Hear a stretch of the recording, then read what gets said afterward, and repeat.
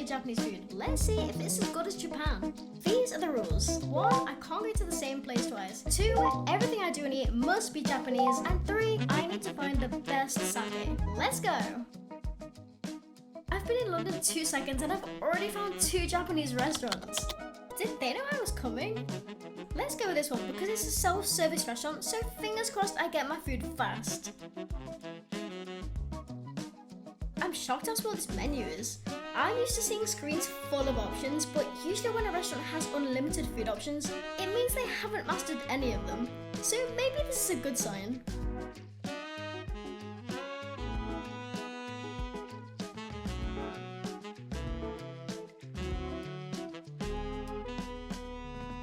I spoke too soon. £2.45 for one piece of chicken? Are you insane?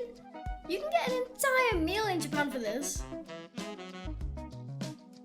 Cold noodles definitely aren't a thing in the UK, but in Japan it's a pretty common dish.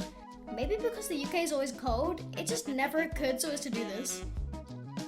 And I thought it was going to be weird, but it's actually refreshing. I still prefer hot noodles though.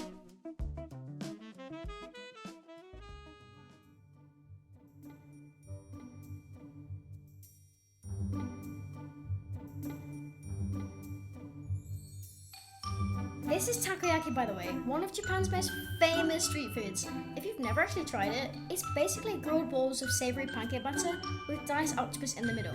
I know it might sound kind of weird, but don't knock it till you tried it. It's actually pretty addictive. One thing you should know about takoyaki is it's well known for being boiling hot in the middle, so beware. Don't say I didn't warn you.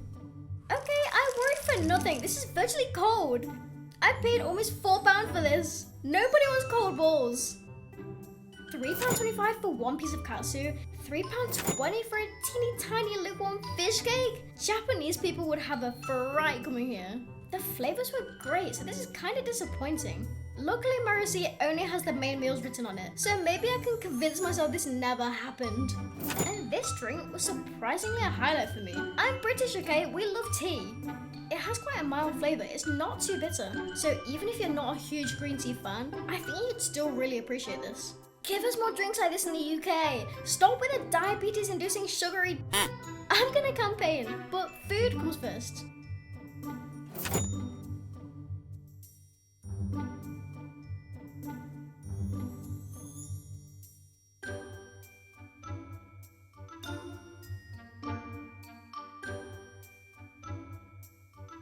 I have no idea what event this is, but there's quite a crowd here. But I have something else in mind. It's a very famous clothing store in Japan, known for its minimalist clothing. Can you guess where it is?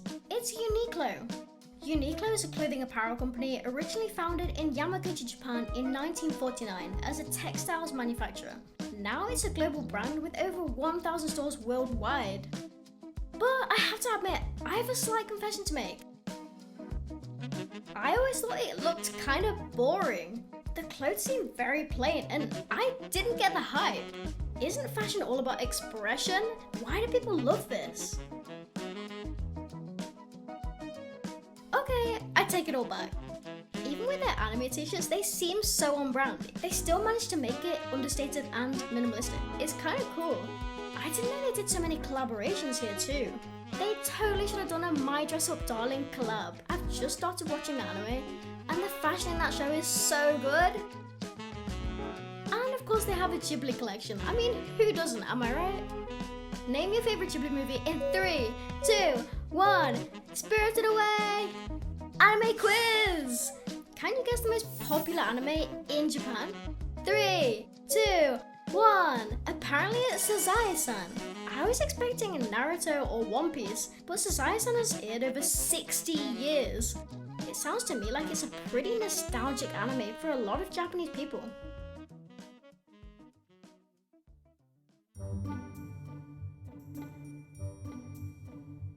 Okay, it's about time to try some clothes. I'd be lying if I wasn't slightly worried about this. Japanese sizes tend to be really small compared to UK, so this should be interesting.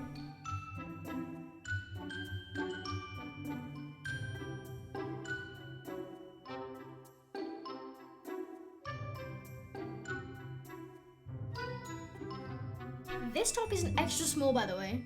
It looks like a 10 on me. Does this fit anyone in Japan? And for curiosity's sake, I tried on a medium and a large and they both fit. That would never happen in the UK. And I practically got the exact same jumper again. I'm not sorry, I'm obsessed. Okay, I'm starting to see why everyone loves Uniqlo. This is kind of addictive. All the clothes have a similar aesthetic, so everything matches. The clothes are super comfy. I want to buy everything in every color. But I managed to pick just these two. How is this self-checkout so futuristic? You don't even have to scan your items. Somehow it already knows what you have. Is that creepy or cool? I don't know. Did you see that? I didn't even put my items down yet and it already knows what I have. How? How is that possible? I knew Japan was futuristic. I just didn't think Uniqlo was. Now I can't wait to visit Japan again. I'm totally gonna shop here. That was pretty fun. I totally get why so many people love Uniqlo now. It looks like they have something for everyone. And it seems like they prioritize quality over bold, extravagant designs. I might have judged too quickly.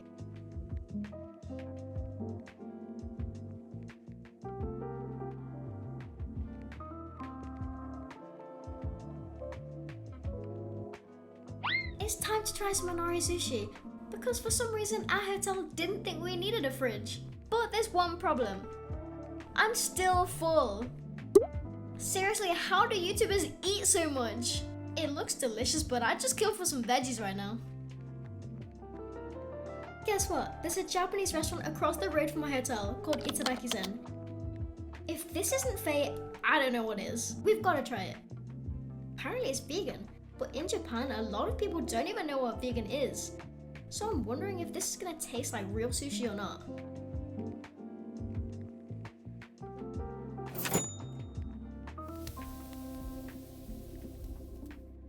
I can't believe this is vegan. The sushi looks amazing. But first, the real reason I came in here, to drink sake, of course. I don't believe it. They do a sake tasting set here. This was not planned, by the way. The universe just really wanted me to have this. Kanpai! Whoa, that'll put the hairs on your chest.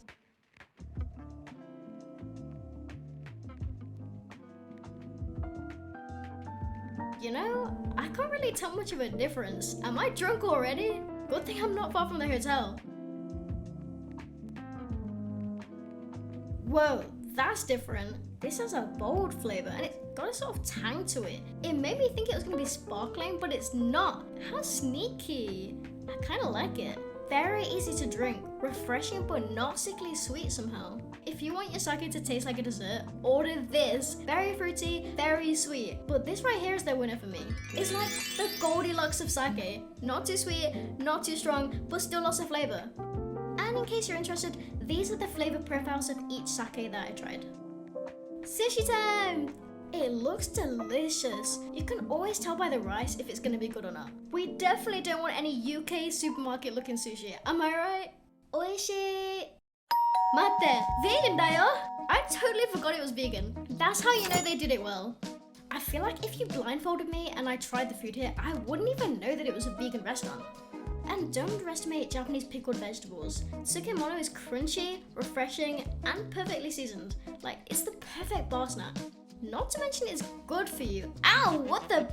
That was a spicy kick. I take that back. These are dangerous. I honestly can't recommend this restaurant enough.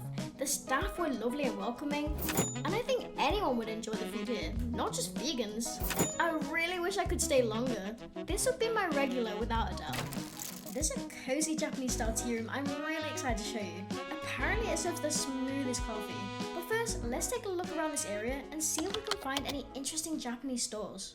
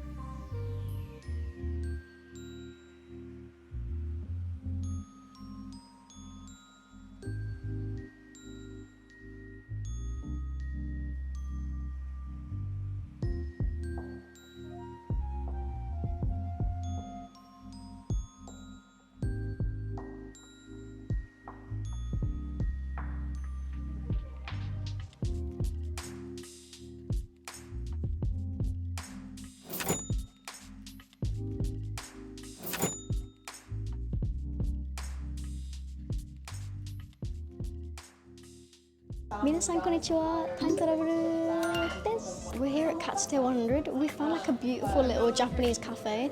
It looks very authentic and traditional. And I got the black sesame latte. Look at this cup, it looks so cool. And then you got just a normal cappuccino. Because you're boring. Come back. Oh, is it gonna be hot? I don't know.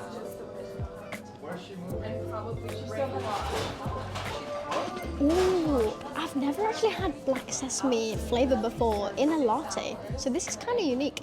It tastes sweeter than I imagined. It has a really nice sweetness. It does have like a nutty flavour to it, if that makes sense.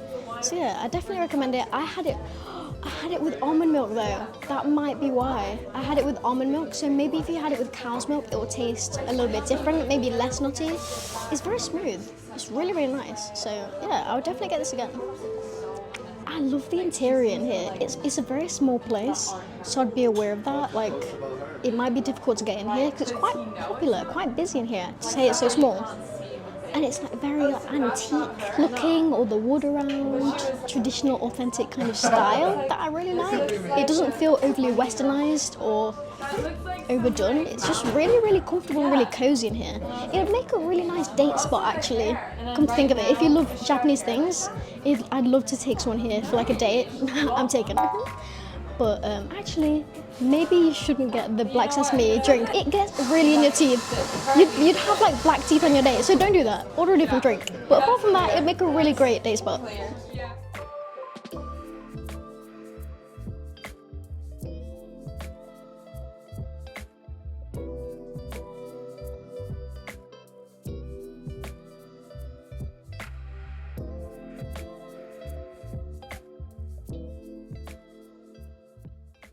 You're never gonna guess what I just found. I just found a food truck in London that sells Japanese street food.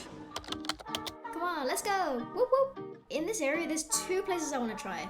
Oton and Okan. Let's try Okan first because you don't come by a Japanese street food van every day, do you?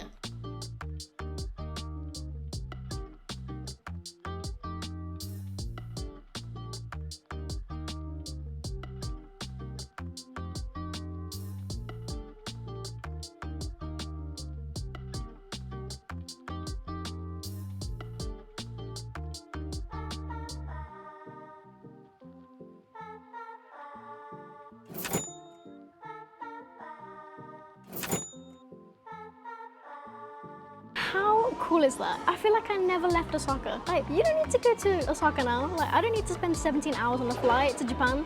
I've got it here in London. Like, how lucky am I? And this area is actually really, really magical. Like, even the music is really, really dreamy.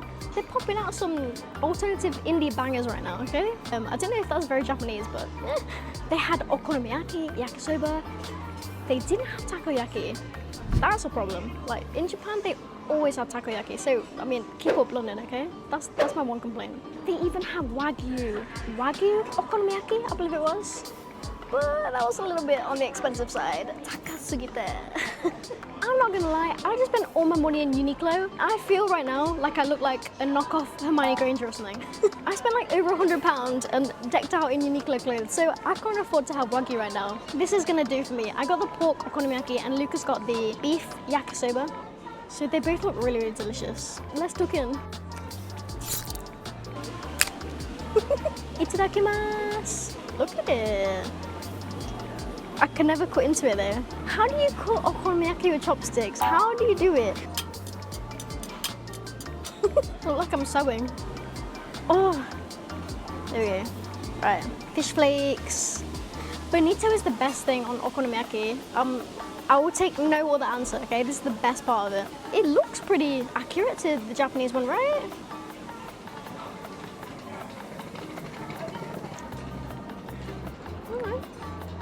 Pretty good.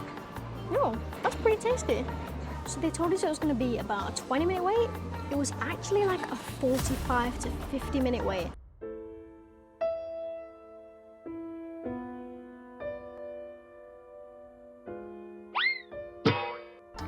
So that is like a really long time. Like, I'm starving.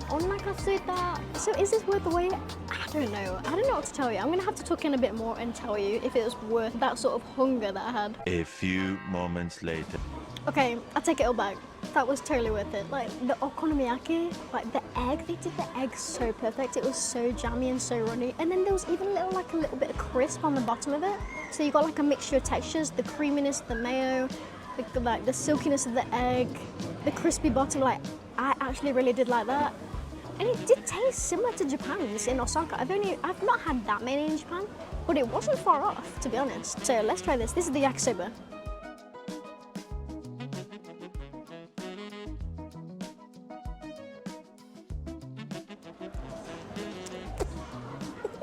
Ooh.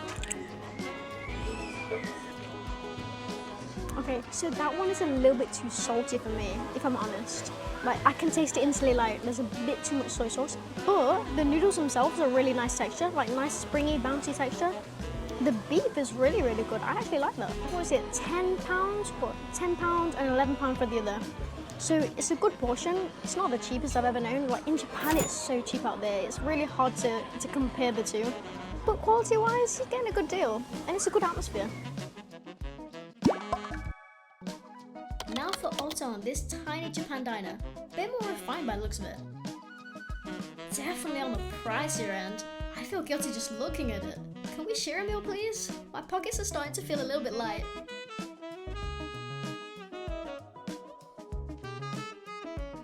Okay, the drink selection is perfect. This is gonna be good.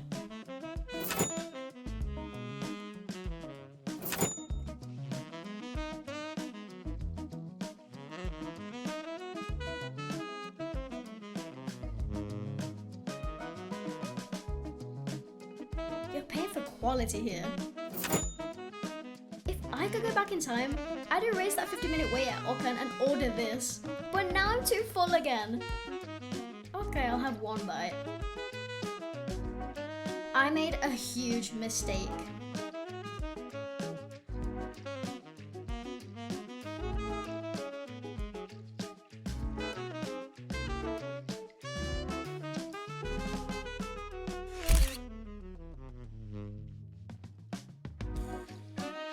A trip to Japan, I mean London, isn't complete without sushi, so let's go find some.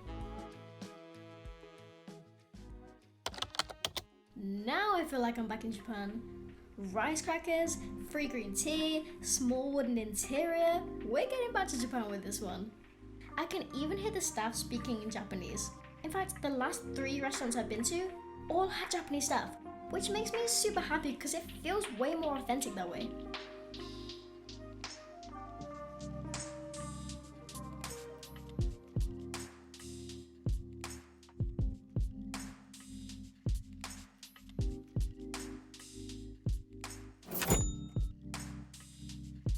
You're seeing this correctly. I ordered 2 things. I'm hungry, okay, and the soba noodles look too good to pass on.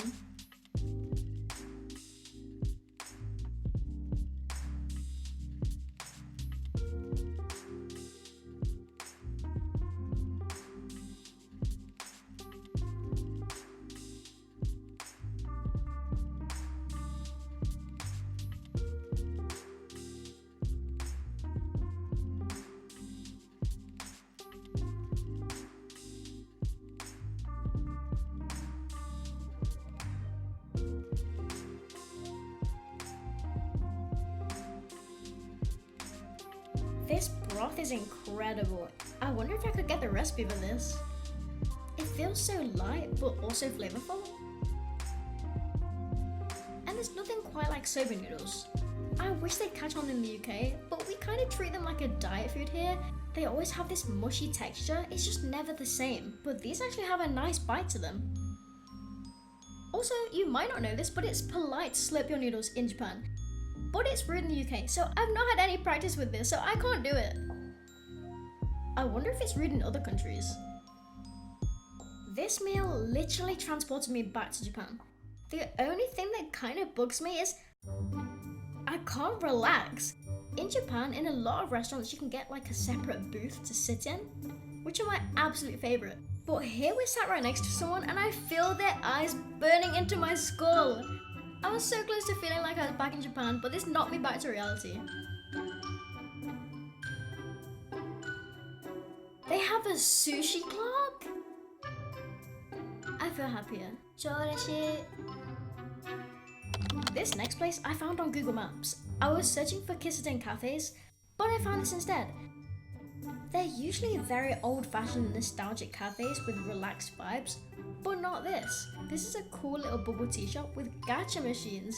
I'm feeling quirky Harajuku vibrations. Until I realize, 1, there is 0 room for me here and I'm only 4'8", and 2, these are expensive. £6 for a teeny tiny gacha toy? Forget it, I'm already gone. And lucky for us, I already have a backup plan. So keep watching because I'm about to show you the tastiest Japanese dessert in London.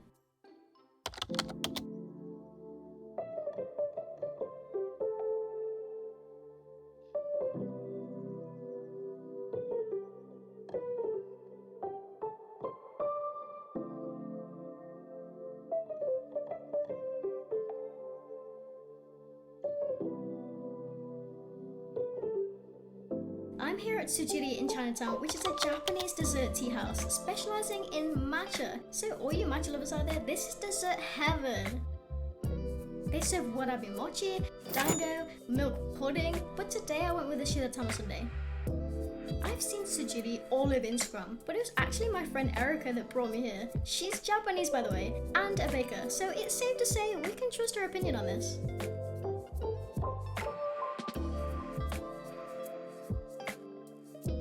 She was right.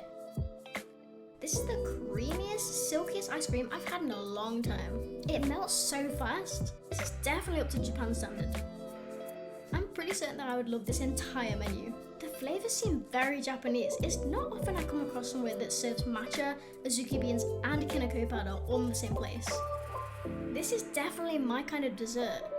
The sweetness is balanced by the nuttiness of the kineko and the bitterness of the matcha, but it's not an intense matcha. I could handle more if I'm honest.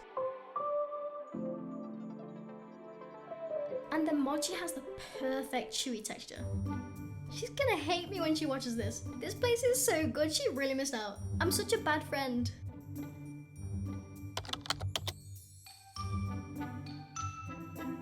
I wasn't looking for this, this found me. I'm a huge Harry Potter fan, I have to go in. Wait, this isn't Japanese. Damn it, I don't care, I'm still going in there. Punish me if you want, unsubscribe, I'm still going in.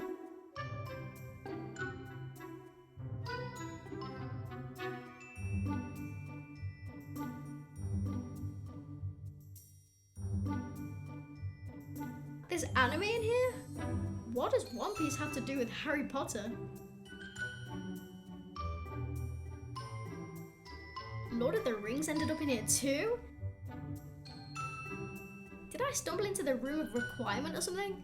They've got Game of Thrones, Nightmare Before Christmas, a kawaii section, Stranger Things? That's kinda cool. This store is huge, it's like Doctor Who's TARDIS in here.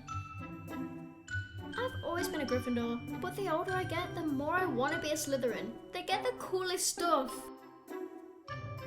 Except for Hedwig. Hedwig's eyes big. Now if I dated a Slytherin, I could steal his jumper. Yeah, who am I kidding? My husband's definitely a Hufflepuff. Or a Muggle. Now I've seen it all. Anime, Harry Potter. Now you can't tell me I broke any rules coming here. There's more anime in here than Harry Potter things. Maybe I am in Japan.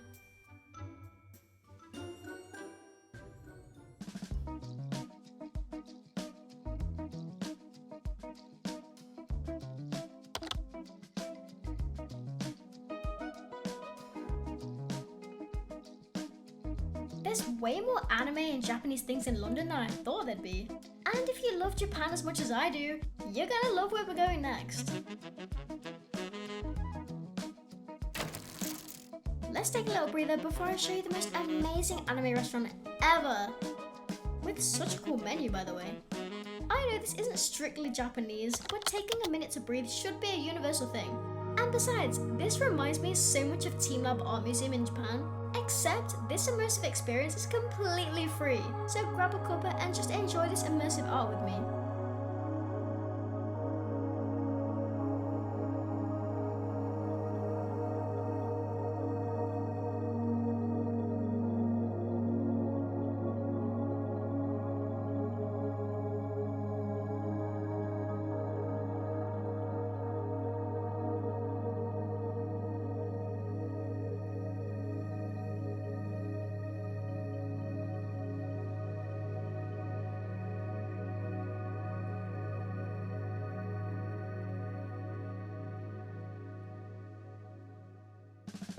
This is the last place I'm visiting in London today, and it's called Uzumaki, which reminded me of that weird spiral anime, but I'm guessing it's more to do with Naruto.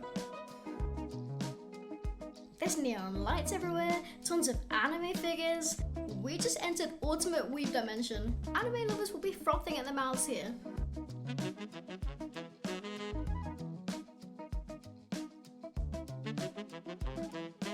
But I'm skeptical. This feels very westernized, and I like my Japanese food, well, Japanese. But aesthetics alone, I mean, come on, it's pretty fun, right? Can't be all bad.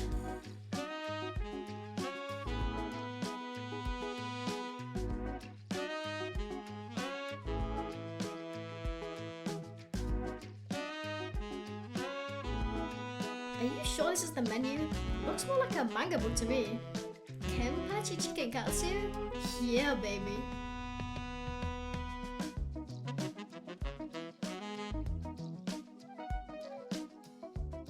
Every crevice of this place is covered in anime, which, don't get me wrong, is amazing, but I feel like I'm spending more time staring at the walls than enjoying the moment. There's so much to see that you're forever taking in everything around you rather than looking at the person you're with. It feels overstimulating. Ironically, I feel as far away from Japan as physically possible right now. There's something about this place, it's trying too hard. I don't like it. I feel like I'm being persuaded somehow. Let the food speak for itself, not the anime walls. Also, as I expected, it's very loud and crowded in here. The staff look rushed off their feet, and there was a long wait for food. I can't help but notice a pattern here. The less footage you see of a restaurant, the more in the moment I was, and the better the food was. And you've seen literally every page of this menu. That's all I'm saying.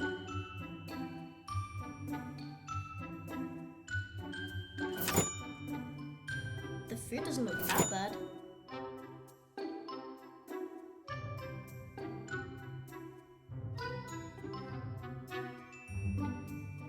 It's bad. I'm gonna try and convince myself this is good. Nope, it's still bad. Everything about this is wrong. The char siu is not charred, it's floppy. The noodles are soggy and mushy. The broth tastes like milk. It's so bland. I snuck a peek in the kitchen and I don't think there were Japanese chefs in there, but I could have guessed that just by eating this ramen. And what is this egg? Have they ever seen a sweet jammy ramen egg before? This runny egg would go better on buttered toast. If you've never been to Japan, you'd probably love this. But if you truly love Japanese food, this isn't for you. It feels like one big tourist trap. Get me out of here. There are some silver linings. We left all our food, but the chopsticks look like Naruto. Yay! If this experience taught me anything, it showed me what I don't like. Give me authentic, traditional, hearty Japanese food, full of flavour, full of love, that doesn't overcompensate with flashy, westernized exteriors. I don't want illusions, but there is a plus side. I did get a really good photo. There are more Japanese things in London than I thought. I came here thinking I'd expose them all, but some were surprisingly authentic. And others took me by surprise. Like this chocolate matcha thing I ate before catching the train home. But of all the things I tried today, I'd recommend you visit Itadakizen. This was by far the most enjoyable experience, and I did find the best sake. But if you have a sweet tooth, definitely don't miss Tsujiri. These flavours will send you right back to Japan.